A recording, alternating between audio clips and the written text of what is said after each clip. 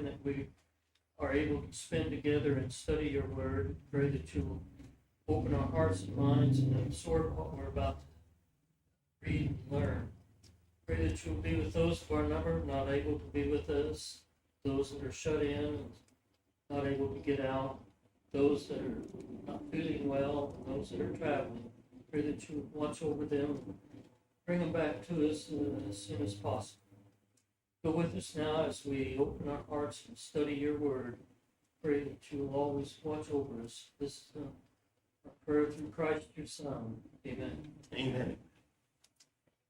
So probably a lot of you know that it used to be the case that the book of Ezra and Nehemiah, the two books, were one book. Although it's pretty clear they were both written differently and separately, that Ezra was probably written by Ezra. In fact, tonight we're going to look at something where he just wrote in the first person.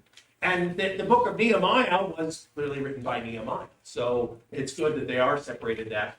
But time-wise, what's a little confusing here is the first half of Ezra happens many years before the second half. And then the second half of the book of Ezra and the book of Nehemiah happen within the same time period. So I know that can be a little bit confusing. But one of the things that I think is so interesting is that whenever you start off in the book of Ezra, it's that restoration of worship. And again, there's a lesson here for us to understand the ideas of how it is we approach getting things right with God and what they put first and the things they were working on. And we had our two leaders. We had Joshua and Zerubbabel. What were their positions again? Joshua was what? Priest, and Zerubbabel? Governor, yeah. And if you'd said king, that's close because he was a descendant of the king. Now, what's interesting is the next half of our study, and it's not really half, it's the next 3 quarters, is really talking about the same things because we're going to be meeting a guy, Ezra, tonight, who's a priest, and he's going to be working alongside the governor, Nehemiah. So it's kind of interesting that we have this book split into 2 parts, and that the 2 parts really kind of both about teammates. Now, there's something interesting in the prophet Zechariah. The prophet Zechariah points to these 2 men, and he'll talk about them as God's anointed ones. And then in the book of Revelation, it'll kind of speak about them as well and kind of talk about God's anointed ones. It's kind of neat to see some of that language. But we have to understand what happens here in order to understand things that are in the New Testament. That's why it's so profitable for us to spend a few minutes of time tonight in the book of Ezra. So the first question we have tonight is this. Between chapter 5 and chapter 6 and verse 1, I told you to open up to chapter 7, and that was my mistake. No, that's right, chapter 7. How much time passes between chapter, it should be chapter 6 and chapter 7? What do you got there, Stan? 16 years. 16 years? 60. Yeah, 60. Yeah, 60. I thought, oh, then I'm really wrong. So what we're talking about is a time period of about 60 years. So that's exactly right, 60 years. And we would say generation and a half, a long time. You could have been born at the end of the time of the last chapter, and now you'd be advanced in years, for the time, certainly, that you came along and might not have known anything. So what are the circumstances in these years? What's going on? It's kind of a tough question. What is it like if you live in Jerusalem in that 60 years? What's Jerusalem like? What do you think, Tom? Turmoil. Yeah, it's not great. What's the big problem with Jerusalem? They got lawyers against them, so the community is against them. By the way, Tom brought up an important point. That conversation we had a couple of chapters ago about the lawyers being a problem, they've been a problem for all this time. Could you imagine being in a lawsuit that's lasted all your life and you're 58 years old? That's pretty impressive. And that's kind of what's going on. But you said all the turmoil. What else is going on? What's wrong with the city? The city has no walls. So it's not a good place to live. It's not a place where you say, hey, we feel safe and we have enemies. Who are our enemies? Yeah, well, everybody, yeah. And we know the Samaritans especially are causing us problems, but we haven't met them yet. We're going to talk about the Arab peoples for the first time and the problems that the Arab peoples have and the animosity that's there as well. And it'll be important for us to kind of pick that up and have that understood as well. I wouldn't want to live in Jerusalem in this time. If I've been born there and I'm 58 years old now in chapter 6 or chapter 7 as things start off, if that's where I'm at, I really would think this is not a great place. Certainly not a place where God put his name and wants these things. It would feel pretty terrible. And so there's an implied idea that that might be what it's like, and that might be what messages are getting back to people that live in Babylon. Who lives in Babylon? You say the Babylonians, you'd be right. But yeah, the rest of the Jewish nation, a lot of Jewish people live there. A lot of Jewish people live there. During this time period, as things are going on here, as we said, it's about 60 years, and we talked about all these different kings. Quick question for you. This third king, this guy Xerxes, who is his wife that's famous?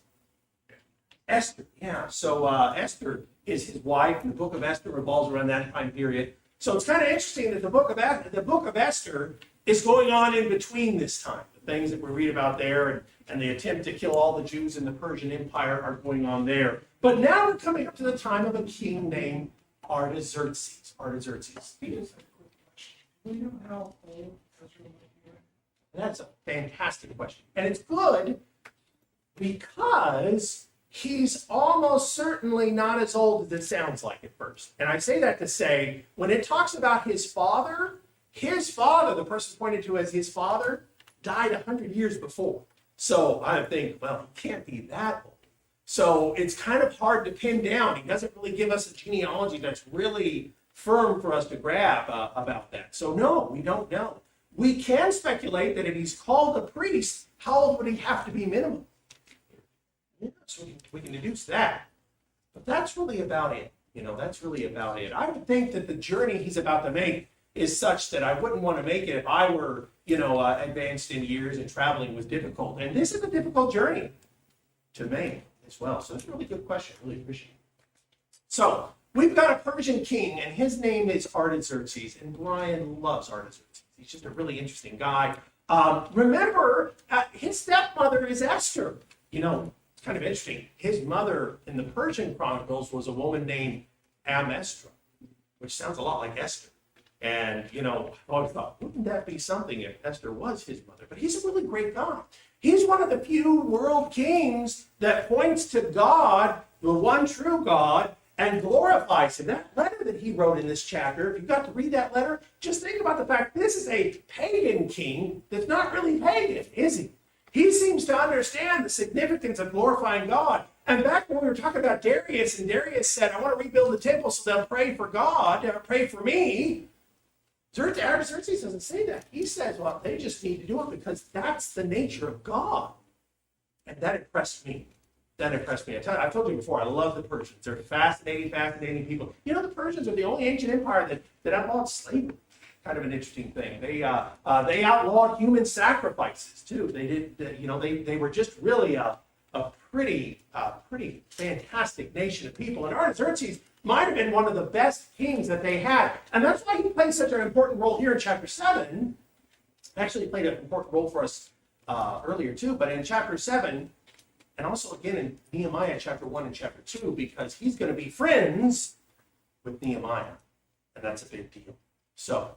Artaxerxes, the Persians, I could talk all night about them. Wendy told me not to, so I have to move on and say, let's go on to the next question. When we're talking about Ezra here, and we're reading about Ezra, and it talks about his genealogy, how far back does it go when it traces his genealogy? Aaron. Very good, Aaron. Why is that important?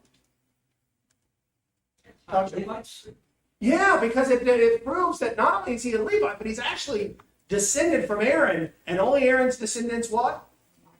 Could be priests. So Ezra is trying to make a point about his identity within the priesthood. Now he's got some other family members that are kind of interesting. It pointed to, and I said this a moment ago, Ezra the son of Sariah, the son of Azariah. Well, Sariah is probably not his father. Sariah is probably like his grandfather or great-grandfather, because Sariah is the high priest that Nebuchadnezzar had executed, along with a few of the other noblemen that he had brought before him and had executed. So it's probably not his father. We understand that, right? That a lot of times in the Bible, they'll call somebody their father, but they mean their great-great-grandfather. Like a lot of the kings talk about their father, David, and they mean like their great-great-great-great-great-grandfather. So it's kind of interesting that he identifies him like that. He points to Hilkiah, who was the high priest under Josiah. What did they do under Josiah that's important? What did they? Yeah, they reestablished worship, which is what Ezra's doing. So that's kind of an important thing to connect to. Zadok, the high priest under Solomon. Now, by the way, there's more than one Zadok, so I kind of put a question mark here that because the genealogy is kind of loose here, it could be, maybe it's not, but I think it probably is the high priest under David. And what's important about him? Or what was significant about him? You remember what happened? It was actually happened in the time of Solomon, where Solomon pulled one guy out and put him in. I remember that, Stan? He pulled out the existing one because he sided with somebody Yeah. who's going to take over the kingdom. Yeah. And the Bible said that fulfilled a prophecy about what? No longer Eli's family. Yes, this goes back all the way to chapter 1 of 1 Samuel. So again, these events that happened at this point, 500 years before, are still things that are relevant to be talked about here. So Ezra, his genealogy is important to set up here because he's a man who's qualified to serve as a priest. Now, I'd stop short of saying qualified to serve as a high priest. It's kind of interesting. He doesn't seem to be descended from Joshua. Joshua, the high priest we just talked about, isn't in this lineage. So I don't know if maybe it's because he's not mentioned, or maybe he wasn't descended in that sense. I'm just not sure. But the point is that Ezra's genealogy is probably pretty light and loose here, trying to understand that. So let's talk a little bit about Ezra for a second. And as we do so, let's talk about what we see here in chapter 3 or chapter 7, and talk about Ezra in verse 6. How do we describe Ezra? What does Ezra describe as? Skilled scribe. Skilled scribe. That term scribe is kind of interesting. I looked at a couple of different translations here. So here's one, a ready scribe in the law of Moses. Kind of interesting. Another translation said a skilled scribe. That's the New King James. Skilled scribe in the law of Moses. The New American Standard says that he was a scribe skilled in the law of Moses. A little bit different there, but either way, it's trying to say that he was a scribe that what? He knew the law. What are the scribes in the New Testament? They were always, who was their counterparts, their buddies? Pharisees. Very good. That was a tough question. Very good. So they're friends with the Pharisees. And the scribes are the guys that are copying down the law. But the idea is, because they're copying down the law, have you ever written something? Your teacher ever make you write something 3 or 4 times to memorize it? Because you wrote it down, you've committed it to memory. And so the idea is a scribe was the person that had a ready knowledge and information about the things of the law. So it was an important point to consider how it was that they were. I like the NIV on this one where it says he was a teacher well versed in the law of Moses. And a lot of times what people like to say is that Ezra in many ways was the ultimate teacher in the Old Testament. That he came along and he was an ultimate teacher. Stan? We talk about right now. Well, remember that was one of the commands that God gave the king. Yeah. He must write out the law, and how many of them did, Yeah. and fell away. Yeah, that's an interesting point. In Deuteronomy 17, it said that the king was to write and keep a copy of the law with him. And Stan's point is, we don't know if any of them did it. If I had to pick a guy, Josiah would be my guy. But honestly, we don't know if any of them actually ever did that. Now, what did... Oh, never mind. We'll look at the interesting point. That's a good point, Stan. I was reading where up until Ezra, scribes really weren't as engaged as as teachers, and a lot of what ultimately transpired under Ezra. In other words, they just didn't have the gravitas that they did after Ezra, which I thought was very interesting. I hadn't thought of it. Scribes were just sort of ordinary until Ezra. It's interesting. The first time we talk about priests engaging and teaching the people like they were supposed to be doing is going to be in the book of Ezra, where it'll talk about the priest. And one of the more interesting verses will be a little later on. We'll see a statement about the priests giving an understanding of the meaning of the law, and that's really kind of the first time that is. A lot of people kind of point to Ezra and say Ezra is the reason the New Testament world is the way it is. Now, what I mean by that is, have you ever wondered why in the time of Christ, they're always debating the law of Moses, whereas 600-700 years before, they're debating whether or not Baal is God? You ever wonder why it's a very different Israel that's in the New Testament, where they're fighting about, should you wash your hands or not? And in the Old Testament, they're fighting about whether or not you're sacrificing your children to Molech. And you say, wow, that Israel's very different. What we think is that Ezra is the reason that that's the case. That Ezra was the guy that shows up and says, I'm going to teach. I want everybody to know why this matters. And from that time on, there seems to be a change in the mindset. By the way, that really is kind of neat to me. Because we had some good kings, but it took a good teacher to really change Israel. And that's a really remarkable thing. Said, God, we have forsaken you, and that's why all this has taken place. He tells the king, he tells anybody to listen, we forsook you and followed idols, and that's the reason why we're in the situation we are. You know what's neat about that is Nehemiah will say almost the same thing. And what I also think is interesting is Daniel, 75 years before this, would say the same thing. These righteous men that say, God, we get it. We understand why things are bad. We deserve it.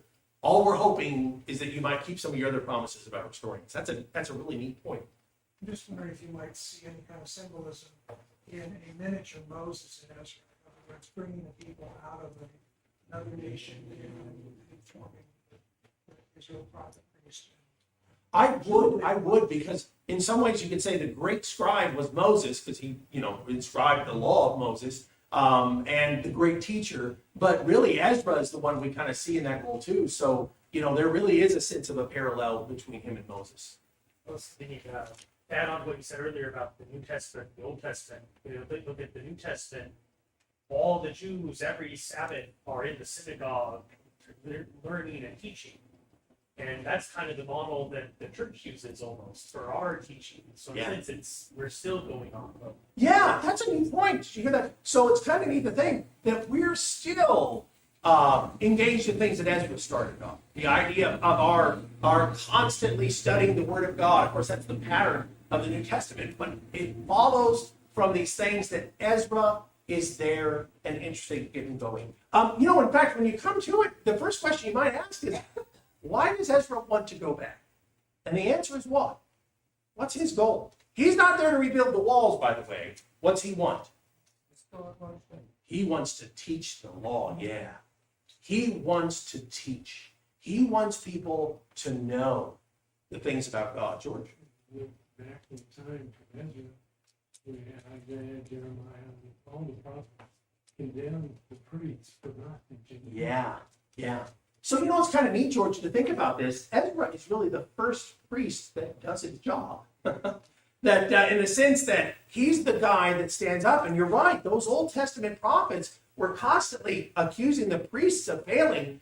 And we didn't need them to know that. We could just bear witness that the priests just never really seemed to know much about the law. So Ezra really is the first guy. And his whole thing is, I want to go back home and I want to teach the people about the law. And that's really something incredible. I'm jumping ahead, I know, but there's a question burning in my heart. Why were there no Levites with them? I mean, he looked up, didn't find any Levites at all. Why weren't there any Levites there? Well, so here's an interesting question. First of all, whenever the point of his observing that there are no Levites, we haven't got there yet, but we will. It's going to be interesting because he's talking about the group that he's putting together to go back. We do know that some did go back, but it's kind of, it's confusing exactly what that was about. Because Joshua, for example, went back. So we know there were a few, but, why didn't more go? Well, this first group going back was a lot of Judah, but this next group coming back is going to be a lot of Levites. But by the way, what Stan's point is, when he looks around and doesn't see any, this is the group that he's trying to get back to go back with him. Why no Levites? Well, what was the Levites' job? They were priests. Well, the priests came from the Levites. This is kind of confusing, Tacho. The priests were Levites, but a lot of times when the Bible just talks about Levites, it's not talking about the priests. What's the position? Somebody said it. Yeah, they were servants. They were the guys that served. Stan, I do wonder if it's like, hey, we need you guys to come back because we need workers. I don't know. That doesn't sound so great to me, to go back to work. So that's the point. Oh, Teresa. Go along with what Grant said earlier. where it says he's a skilled scribe, we know that it was really important for them to be very particular and scribe exactly the way it was supposed to be. And that's important for us today, to know that we're doing exactly what the word says to do. Yeah, it's interesting how they're practiced, that in some fashion, we actually just assume it was providential, the way God brought the word passed down, but the idea of how the scribe would meticulously copy things and meticulously understand things, that, it's an important point to understand that we're supposed to be like that too. We're supposed to be like scribes, that's really a great observation. Got another question to think about here. Question number 4. It asks us to compare some things about Ezra. And the question is, who does Ezra have to convince to get approval for this mission? How many people? Well, it's kind of interesting how you look at that. I was wondering about this 2 ways. Number 1, I thought, well, is it just one person, the king? But then I was looking at what some of this said there in verse 27, is that who convinced the king? God. So then I got to thinking, what if the point is he didn't have to convince anybody because God kind of took care of it? Now, on the other side, you could say, but here in a few verses, he's going to have to do some convincing of who? Of the Levites. He's going to have to convince the people to come with him and to get them. So he goes to Artaxerxes. Now, this is fascinating that he goes to the king. He's a priest. He's not like Nehemiah, who had a position in the government.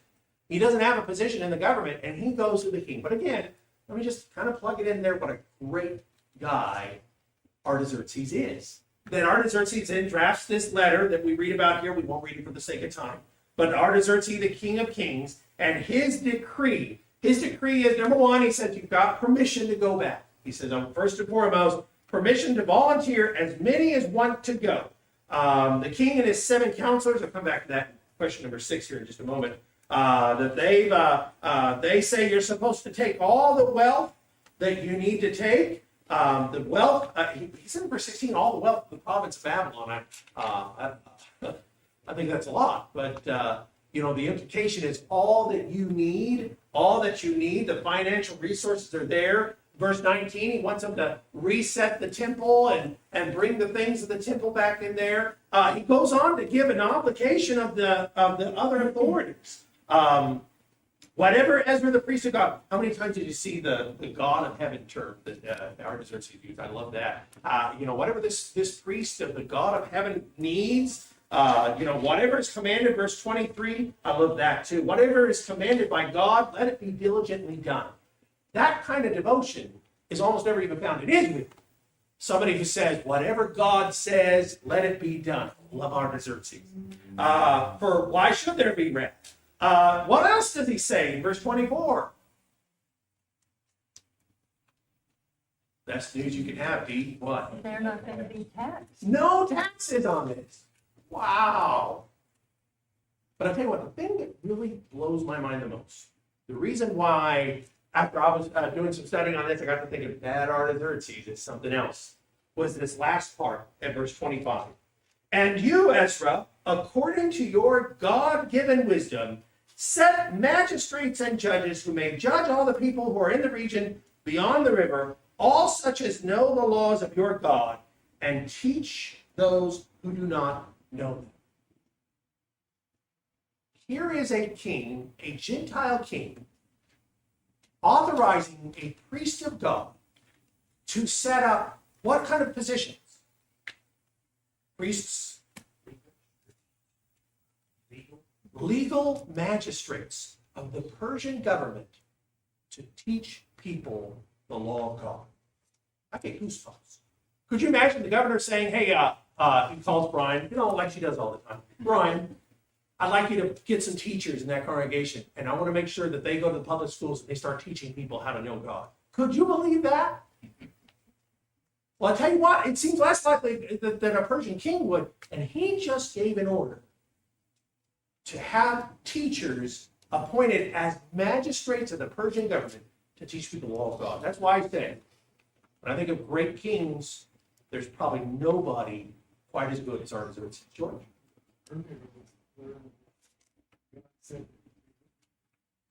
It's a little crazy. That's right. He did say that. You're right about that. That we did have that statement. And here is God with them through a pagan, I keep saying pagan. I don't think he's pagan. Through a Gentile king. So you're exactly right. The king was setting up these, what I think are called satrapies. Yeah. And Ezra, I think, was considered a satrap over Judah in this particular. Which is odd that Nehemiah will come back and take that position here in a few years. So kind of interesting that we'll have these two men working out this position together, maybe co-inhabiting it. It's kind of puzzling, like I said, because the Bible's not too interested in the legal of it. I think it's fascinating, but like I said, the Bible's not too interested. One other thing is, I think the king was very concerned about a lot of the surrounding enemies. And Jerusalem was really a big prize as far as keeping the west coast of the whole region intact. So teaching law and justice to the king was a little big deal. Yeah. Just, it really is something extraordinary, something incredible. It's even more, he said, man, those that don't convert, kill them. It's really a remarkable thing is he gives some of these ideas: death, banishment, confiscation, some kind of penalty for not doing what's right. Incredible. That's just remarkable. Again, that a Gentile king made this law. So, Ezra's going to get going. And it's really neat. Blessed be the Lord God and fathers who put such a thing as this in the king's heart. Yeah, that says it all right. God is incredible to have brought this to the king that he would do this. I was encouraged as the hand of my Lord, the Lord my God was upon me. I gathered leading men of Israel to go with me. Let's talk about that trip for a second. Question number 5 was, tell us a little bit about the journey that he took. What happens at first? He starts off, and what happens? It's the first thing that happens, Teresa. They stopped at the river to Yeah. fast. They stop at the river to fast. What's he find out there?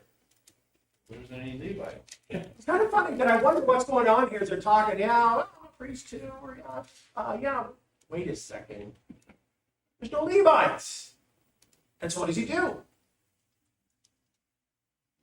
He sends some of those leading men out, kind of answering one of our questions ahead of time. Question number 8, what did Ezra discover? There's no Levites. We've got to take care of this. How long did the journey take total?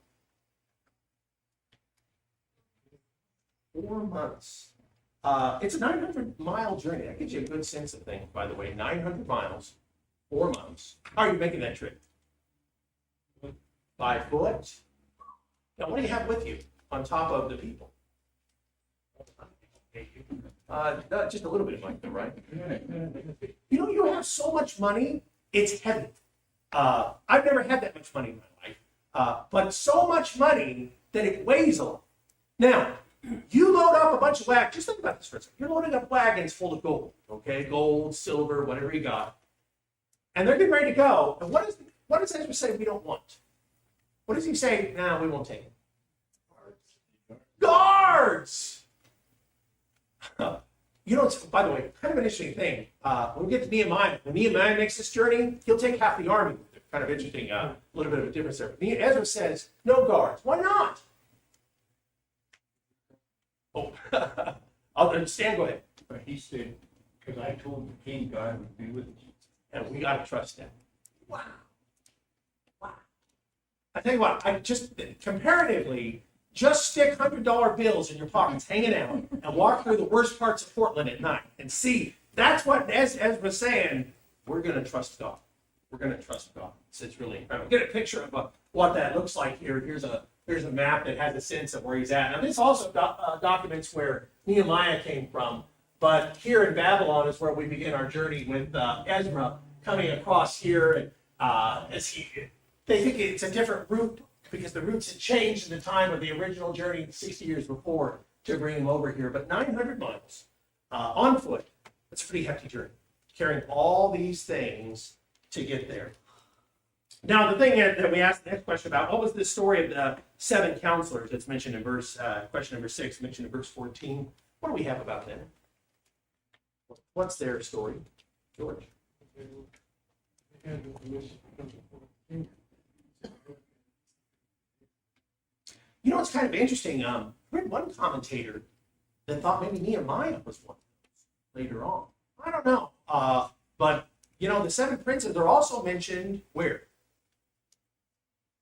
Yeah, back in the book of Esther. So they've been around a while. You know, the Persians had some pretty interesting rules, and this might have been one of those laws. I don't know much about it, but it might have been one of those laws that they had, that the king had to have these counselors in place. George, were you going to add? Yeah, we learned Esther that it was a dangerous thing to go before the king. Yeah, that's right. That's right. So that is an important point. Anybody else have something to throw at these guys? So then we get a little tidbit here about that Ezra himself wrote verses 27 and 28. And the question is, what would you characterize Ezra's attitude here as? What do you think about this? Here is Ezra, and he makes these statements. You know, we've kind of read some of this already. I was encouraged as the hand of the Lord my God was upon me, gathered the men to go with me. What do you guys think of this? Go ahead, Teresa. I was thinking he was thankful, humble, and excited. Ooh, nice. I like that. Thankful, humble, and excited. Thankful, humble, and excited. Anybody else? Happy and optimistic. You know, my negativity makes me think, I wonder if there's a little bit of surprise. I can't believe how well it worked out. Again, I tell you what, that letter of Artaxerxes just kind of blew my brain. And I have to wonder if it's almost a disbelief at how well God had taken care of things. That was really something I was wondering too, because Artaxerxes said, we're going to give you all the money you need, we're going to give you all, and we're going to make sure that this venture works. I don't know how you couldn't have been too surprised about that. I was going to make this comment a little earlier, and it is that I think the reason that Ezra didn't say anything about needing a money for protection from Xerxes was that, for Artaxerxes, was that if he did that, then he just got done saying that our God, our Father, has his hand over us. So why would we need protection from someone we really trust? You know, Stephen, the question I want to ask whenever we get to Nehemiah, and Nehemiah makes that journey, the question I want to ask was, why is it okay that Nehemiah did and Ezra didn't? Or is it okay or not? In other words, if Ezra had said, yeah, we better take those troops with us, would that have been a sin? Would that have been a lack of trust in God? George?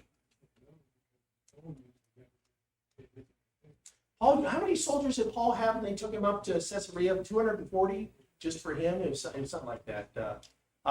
No, I would agree. But at the same time, I think this is one of those moments where we get a sense of, like Paul talks about in 1 Corinthians 7, this is good, but this is better. You know, it's okay to have taken these men, but it's better that Ezra trusted in God. It was okay that Nehemiah takes those men. There's no condemnation. But perhaps it was better that Ezra said, I'm going to trust God on this. It certainly worked out. Anybody else have any thoughts about that?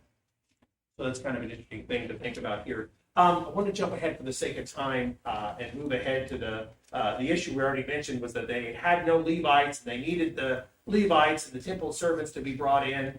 And let me jump up to question number 10. Before the people left the river, what happened? They fasted. Stan, what do we mean by fasting? Pretend I don't know anything about it. It's lack of eating and drinking. Yeah. What's the purpose of a fast? It's supposed to cleanse you, it's supposed to focus you also. Instead of thinking of your physical thing, think of the spiritual thing, whatever it is. Is fasting mentioned? Here's a tough question. I won't just throw it at you. I'll throw it to everyone. Is fasting mentioned more in the Old Testament or the New Testament? Yeah, it's mentioned much more in the New Testament.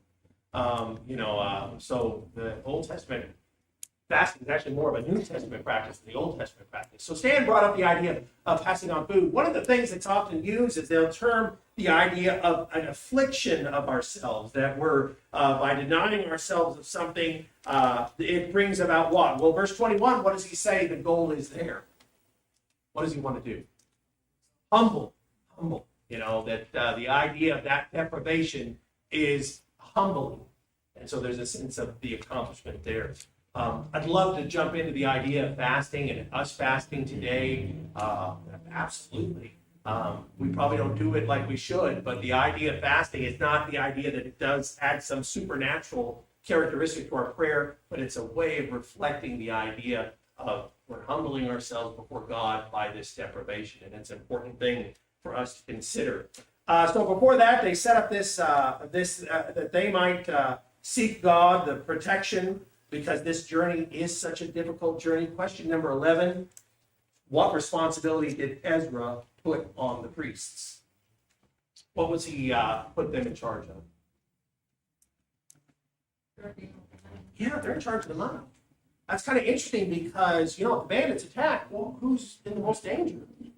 I don't know if that's any part of the thought process, because why is the other reason you would put the priests in charge? Yeah, well, they're trustworthy. Honest?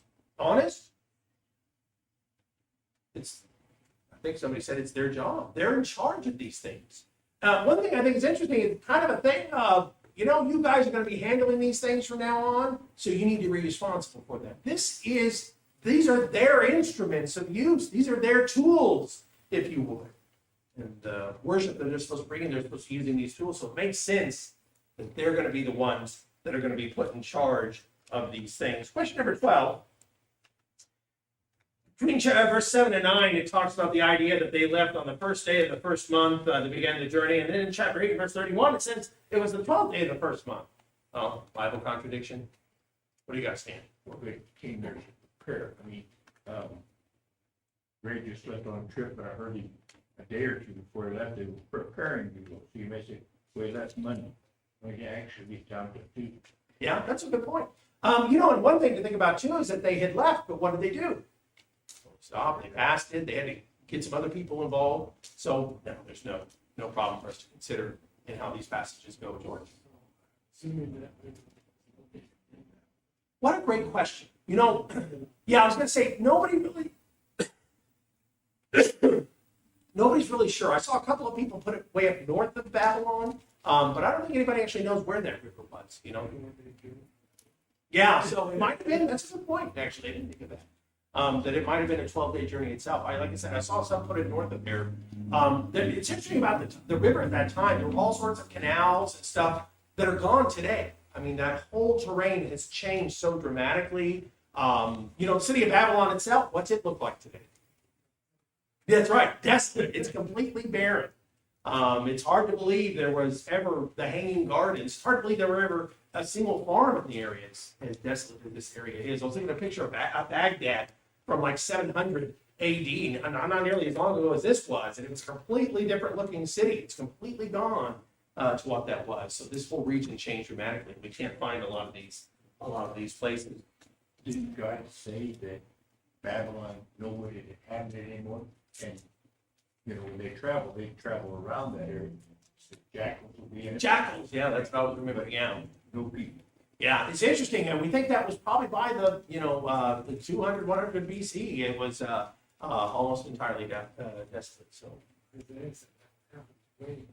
that's right. And here's the funny thing: Isaiah said that would happen back when Babylon was the most powerful city in the world. So it'd be like me saying today, yeah, New York City will be completely empty. It just today it doesn't seem possible, but when Isaiah said that about Babylon, it's really remarkable. So kind of as we moving along here, next question 13. How did Ezra describe his journey, and what did he say it was like? Tough, miserable, dangerous? Long. He said it's long and dangerous, but what kind of problems did he have? He said, what did God do though? He delivered us. So what's interesting to me is it couldn't have been a pleasant trip. 900 miles. What's 900 miles east of here? What would that be? Maybe Salt Lake City, 600. Maybe, I don't know, Wyoming, San Francisco? No. Los Angeles. Denver, Los Angeles. All right, so if you had a journey on foot from here to Los Angeles, and at the end of that trip you can say, well, we were lucky, nothing bad happened. That's really remarkable, because I'd be saying, you won't believe how my dogs are barking. You won't believe all the blisters I've got. And at the end of this time, Ezra's statement is, God took such good care of us. That's really pretty neat to think about.